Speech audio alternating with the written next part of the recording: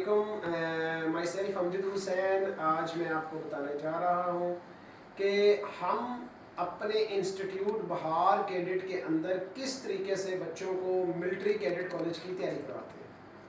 तो जो मेरे पास पेरेंट्स न्यू एडमिशन्स हैं उगाड़ा के अंदर, वो भी इस बात को समझे और सुने, और जो पेरेंट्स जिनके बच्चे हमारे पास इस वक्त पढ़ रहे हैं वो भी इस बात को ज़रा समझेंगे।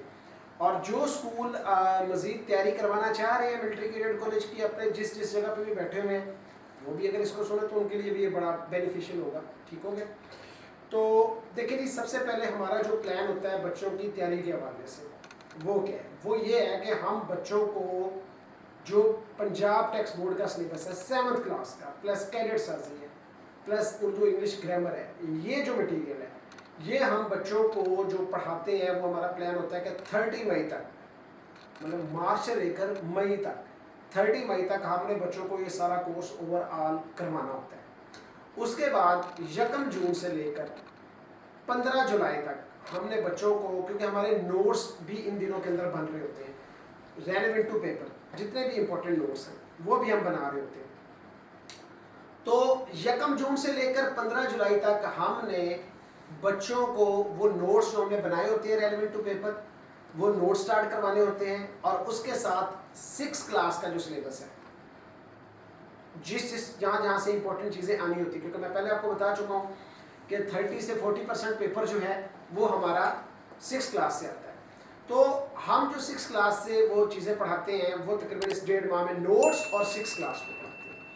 15 जुलाई से लेकर 15 अगस्त तक जो कुछ हमने 30 मई और 15 जुलाई तक पढ़ाया होता है, उसको 15 जुलाई से 15 अगस्त पूरे इस 1 महीने में हम वो दोबारा से रिवाइज करवाते हैं। क्योंकि कुछ पेरेंट्स की टेंशन ही होती है कि सर बच्चों को कोर्स रिवाइज, कुछ बच्चे लेट होते हैं, कुछ जल्दी आते हैं, तो सर बच्चों को कोर्स रिवाइज करवाना ये वो, तो वो जो कमियां कोताहियां रह जाती हैं वो हम इस महीने में पूरी करते हैं।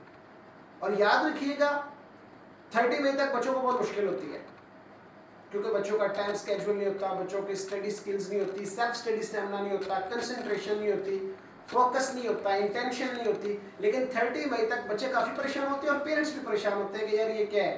क्योंकि पहले तो बच्चे जब दूसरे स्कूलों में पढ़ रहे होते हैं, प्राइवेट स्कूल्स के अंदर, तो वहाँ पे तो 2 बजे छुट्टी हो जाना, उसके बाद घंटा डेढ़ का घर काम करना, ट्यूशन करनी, अल्लाह खैर सलाह। लेकिन यहाँ पे बच्चों को स्ट्रगल करनी पड़ती है, मतलब 4 बजे तक 5 बजे तक इंस्टीट्यूट में पढ़ना पड़ता है, फिर घर जाके 3-4 घंटे बच्चों को स्टडी करनी होती है। खैर, तो 30 मई तक बच्चों को मसाइल होते हैं, लेकिन उसके बाद बच्चों के स्टेमिना वगैरह सब कुछ बिल्ड अप हो जाता है, उसके बाद बच्चे ज़्यादा परेशान नहीं होते। तो अब याद रखिएगा, यहाँ पे सिलेबस रिवाइज की मैं बात कर रहा था, तो 15 जुलाई से लेकर 15 अगस्त तक सारा सिलेबस रिवाइज करवाते हैं, जो कुछ पढ़ाया होता है 1 माह के अंदर अंदर। उसके बाद 15 सितंबर से लेकर 15 अगस्त से लेकर 15 सितंबर तक हमारा एक टेस्ट सिस्टम है जो अपना होता है बाहर कैडेट का, जो हम जनरेट करते हैं, जिसके अंदर बच्चों की हम, क्योंकि 3 चीज़ें हमारे माइंड के अंदर होती है कि हमने बच्चों की प्रेजेंटेशन बेस्ट बनानी है, मटेरियल बेस्ट बनाना है, और उनको टाइम पीरियड के अंदर वो बच्चे चीज़ को अटेम्प्ट करें।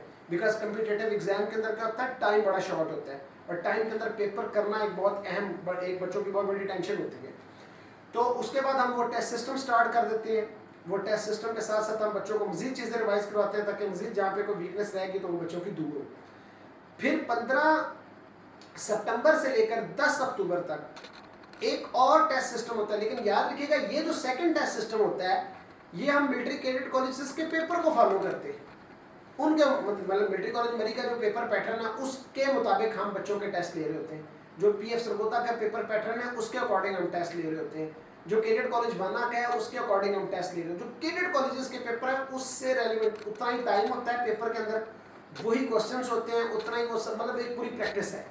उसके बाद अक्टूबर का मंथ जो होता है, ये वो मंथ है जो पेपर का मंथ है। इस मंथ के ऊपर हम क्या करते हैं, फाइनल मिलिट्री कॉलेज मरी का पेपर है, वो 18 या 17 अक्टूबर, जिस भी डेट पे वो फाइनल हो, क्योंकि संडे को संडे पेपर होते हैं। तो वो जो पेपर है उसकी हम 1 हफ्ता पहले को 3-4 उससे रेलिवेंट, जो सेम उसी पैटर्न के ऊपर हम बच्चों की टेस्टिंग करते हैं। तो जब वो टेस्टिंग करते हैं तो बच्चों की बड़ी अच्छी प्रैक्टिस हो जाती है। उसके बाद मिलिट्री कॉलेज JNM का पेपर होता है, फिर उसके अकॉर्डिंग पूरा वीक उसकी प्रैक्टिस हो रही होती है। तो आप ये देखें कि कोर्स कितनी दफ़ा रिवाइज हो रहा है।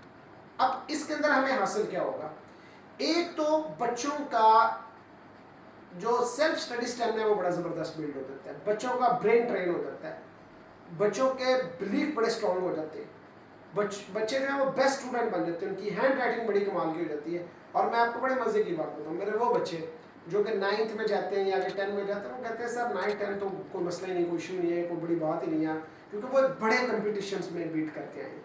तो कुछ पेरेंट्स ऐसे हैं जो कहते हैं नहीं हमने मिलिट्री कॉलेज नहीं ज्वाइन भी ना करवाएं, लेकिन 7th क्लास में मिलिट्री कॉलेज की तैयारी लाजमी करवाएं, ताकि बच्चे के अंदर जितनी भी स्टडी वीकनेस है वो सारी रिमूव हो और बच्चा दी बेस्ट परफॉर्म कर सके।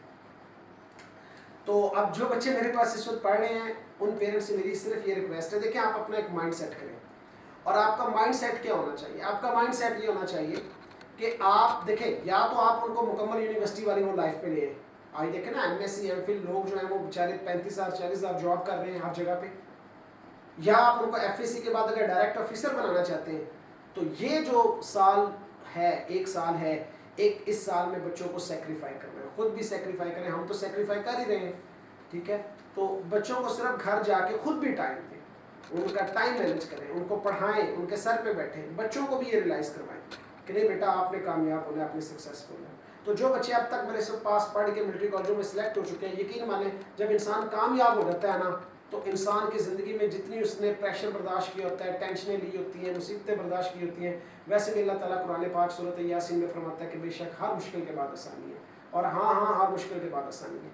तो हमें अपना देखें, कुछ बड़ा अचीव करने के लिए हमें अपना कंफर्टेबल जोन छोड़ना पड़ेगा, हमें अपनी सुकून की लाइफ को बाय बाय टाई टाई करना होगा, तो फिर जाके हम कामयाब होंगे। देखें मिलिट्री कॉलेज की जो तैयारी है ना, ये बच्चा ऑनेस्टी के साथ पढ़ना शुरू हो जाता है, और यकीन माने जब बच्चा खुद से ऑनेस्टी के साथ पढ़ना शुरू हो जाता है तो समझे कि अब बच्चा आपका कामयाब हो गया। तो इंशाल्लाह मेरे बड़े काबिल टीचर्स हैं,